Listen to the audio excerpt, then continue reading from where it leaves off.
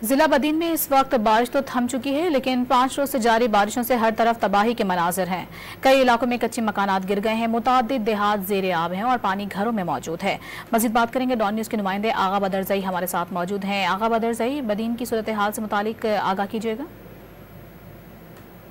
जी बिल्कुल, ज़ेर सिंध के साहिली इलाके ज़िला बदीन में गुज़िश्ता 4 रोज से होने वाली तूफ़ानी बारिश के बाद ज़िले भर के नशीब इलाके ज़ेर आब हैं, जबकि देही इलाकों में जो इन बारिशों के बाद जो हज़ार से ज़ायद जो कच्चे मकानात थे वो गिर गए हैं, जबकि शहरी इलाकों में जो गली मोहल्ले हैं वो ज़ेर आब आने के बाद शहरियों को मुश्किलात का सामना है, जबकि शहरियों के घरों में भी पानी दाखिल होने के बाद उनके लाखों रुपए की मालियत का सामान पानी में बहकर तबाह हो गया है। मैं आपको बता चलूँ कि जो इलाज मुआवजे के लिए जो अस्पताल हैं उनमें भी पानी मौजूद होने के बाद जो शहरियों को इलाज मुआवजे के लिए परेशानी का सामना करना पड़ रहा है।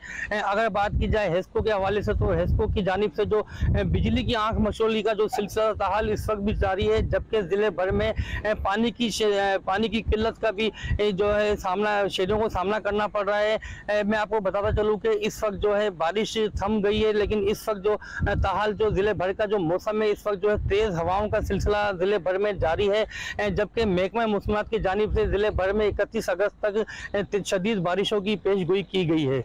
जी शुक्रिया आपका।